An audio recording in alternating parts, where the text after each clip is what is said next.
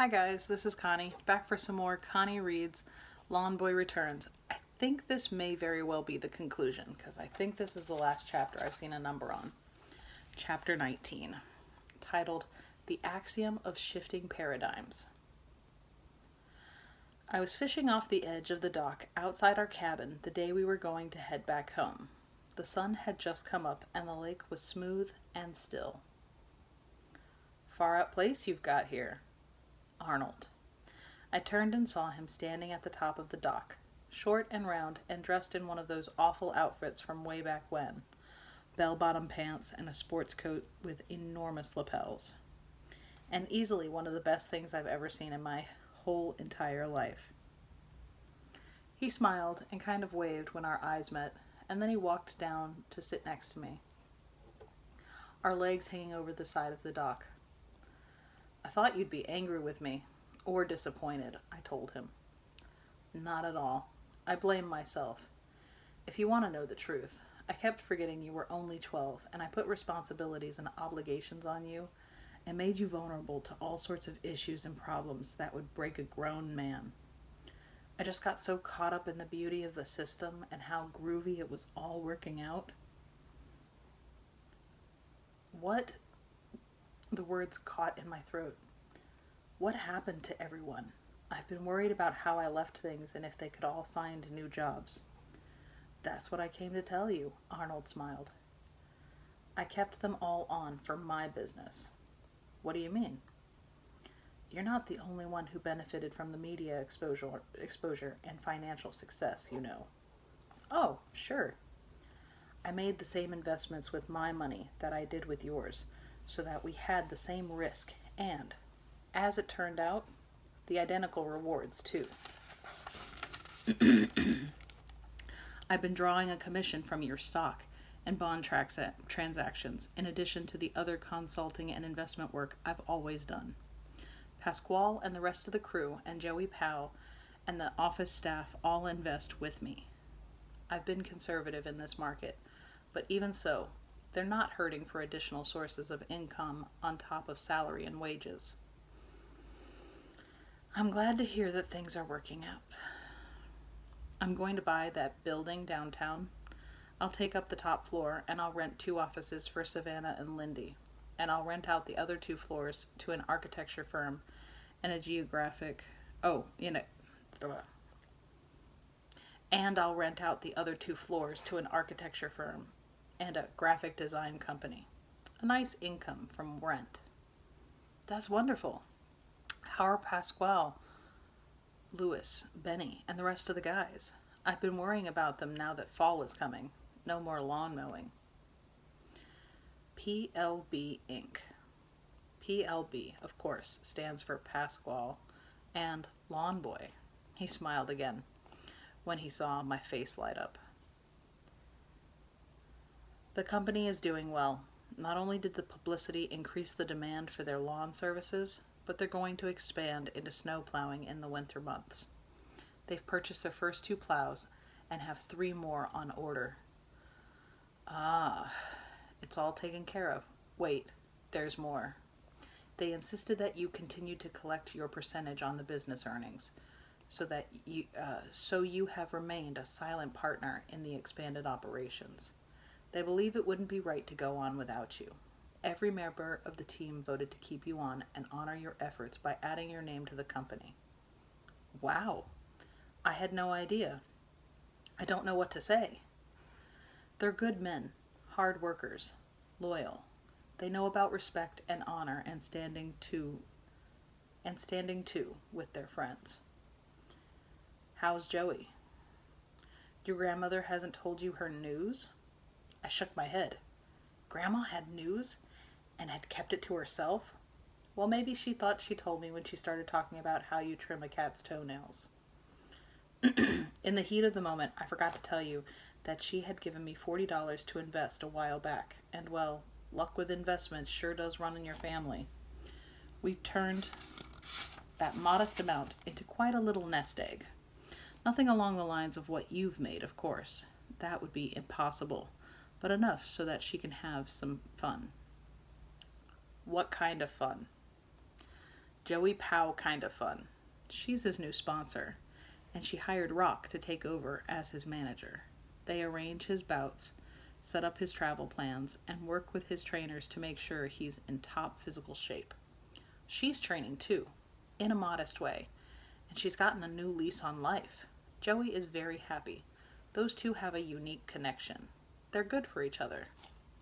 Yeah, I guess they are. Oh, and speaking of Joey, he found out that you found out that Zed had threatened your grandmother. He was very upset that his sponsor had been worried, and, suffice it to say, Zed's threat has been terminated. Just the threat, right? Joey didn't, actually terminate Zed. There was some head pinching, and Zed won't be able to eat solid foods for the 3 to 6 weeks. But there isn't any lasting physical damage. The psychological after effects might be permanent, which would be good.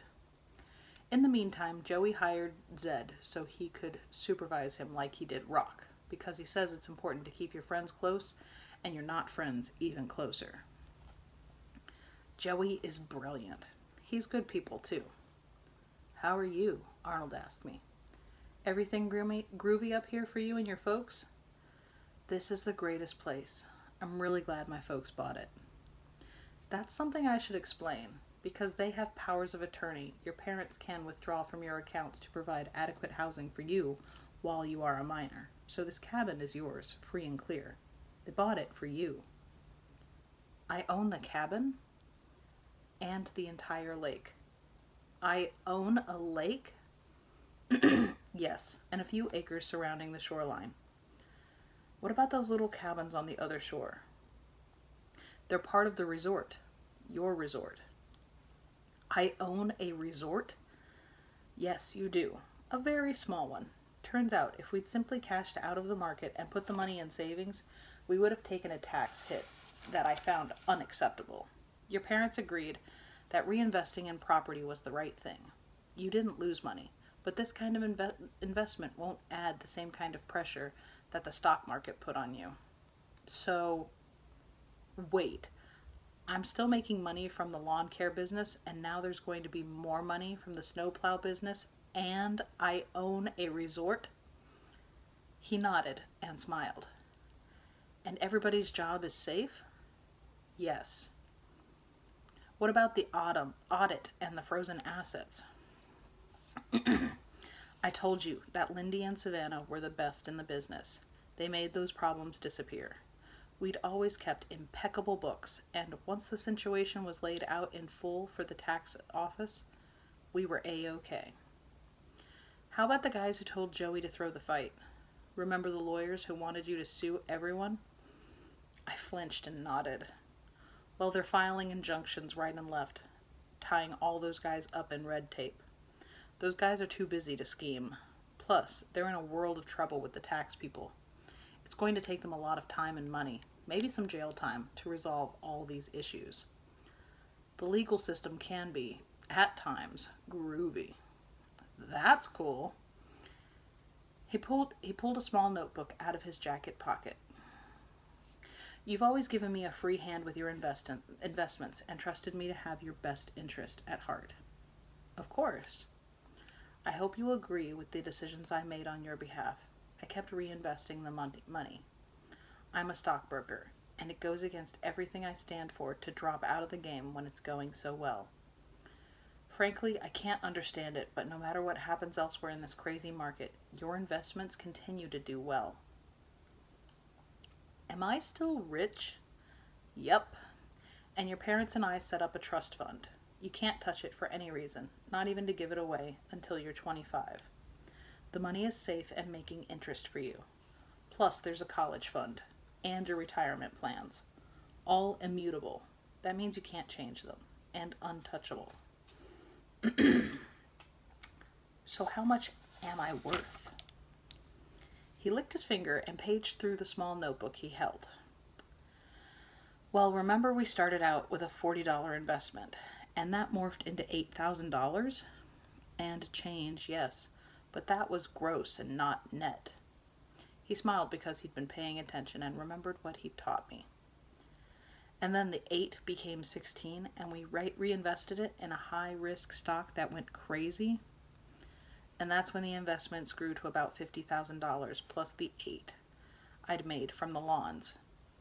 And change, we both said.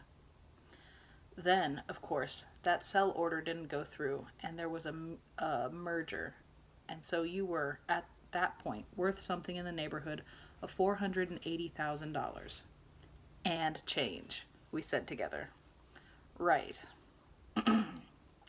Well, since I continued investing half of that amount, a conservative estimate, including partial ownership of the expanded lawn service, your investments, the property, and your grandmother's earnings from stocks and Joey, which she'd funneled back into your trust rather than keeping it herself, you've cracked the $1 million ceiling.